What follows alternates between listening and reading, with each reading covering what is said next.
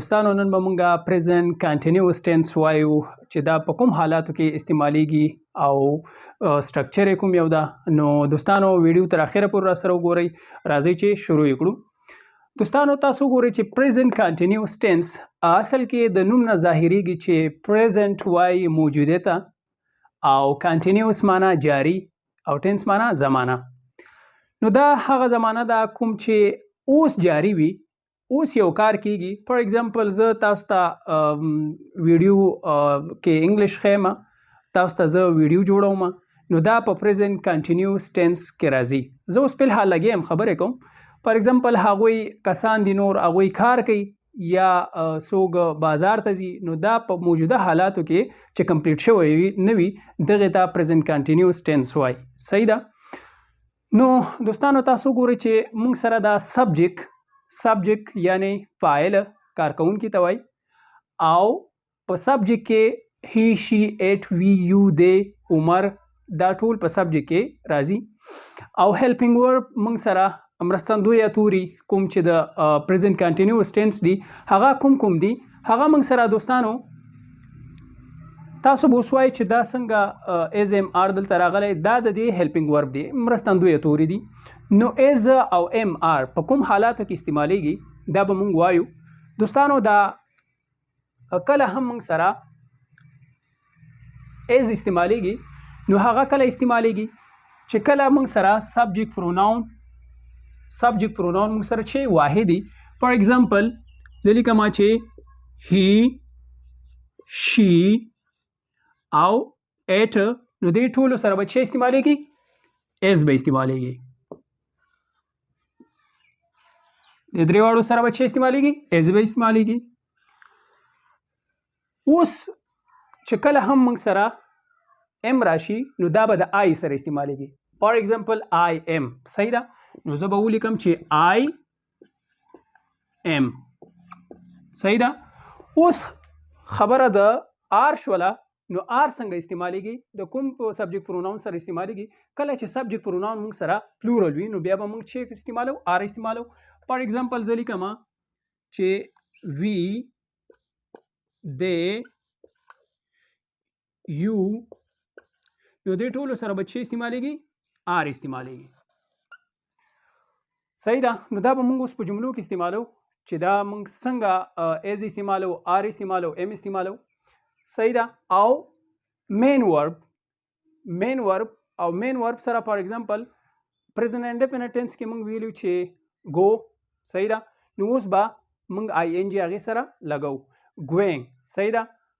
مخکې موږ به ویلو چې ریډ لوستل، نو اوس به موږ وایو ریډینګ. صحیح ده. مخکې به موږ فرست فارم ورب استعمال خو فرست فارم ورب سره اوس آی ان جی فارم استعمالیږي. فار ایگزامپل پلی پلیینګ. صحیح ده. او آبجیکټ مفعول ته وایي په څه باندې چې جمله مکمل کیږي. نو زه یو جمله لیکم په هغې کې فار ایگزامپل I am teaching. ګوره I am teach اصل کې وایي ښودلو ته. I am teach I N G مې ورسره ولګاو. I am teaching English. زه د انګلیش ښودنه کوم. صحیح ده.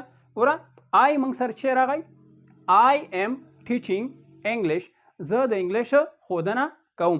نو آی موږ سره زه او دلته موږ ویلو چې آی سره باید چې استعمالیږي ام استعمالیږي. فار ایگزامپل آی ام ټیچینګ انګلیش، زه انګلیش ښودنه کوم.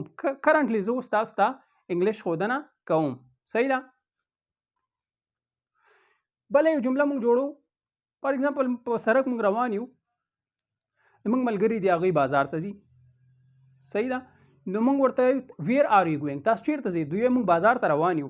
فلحال هغوی جاري دي، روان دي، بازار ته ځي. نو څه به وایي په انګلیش کې؟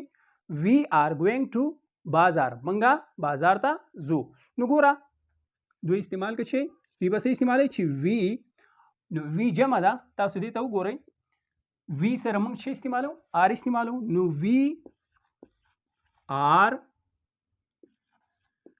go تک ته وای نو آی ان جی به خامخا موږ لګو. نو وی آر ګوینګ to بازار. صحیح ده؟ او یو چې اوس موږ بازار ته روان یو. بلې جمله جوړو هغه سکول ته ځي. صحیح ده؟ هغه سکول ته ځي. نو څنګه به وایو؟ نو هغې لپاره موږ چې استعمالو هی.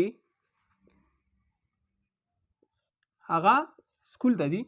نو هی is going to school. هغه ښوونځي ته ځي. په ویډیو ګورئ. صحیح ده؟ نو تاسو به چې څنګه په انګلیش کې وایي چې مونږ ویډیو ګورو، مونږ دا ویډیو ګورو، نو تاسو به په انګلیش کې وایي چې we are watching this video. صحیح ده؟ we are watching this video. ورا پلورل دا پلورل سرویس سره موږ چې استعمالو آر استعمالو. فار ایگزامپل we are نو واچ کتلو ته وایي چې په ټلویزیون ګورې، په لیپټاپ ګورې، په موبایل ګورې، نو هغې ته واچ وایي. ښه we are watching نو واچ سره به آی ان جي موږ خامخا لګو. we are watching this video on mobile. مونږ دا ویډیو ګورو په موبایل باندې. کرنټلی تاسو اوس دا ویډیو په موبایل باندې ګورئ که نه؟ نو we are watching this video on mobile.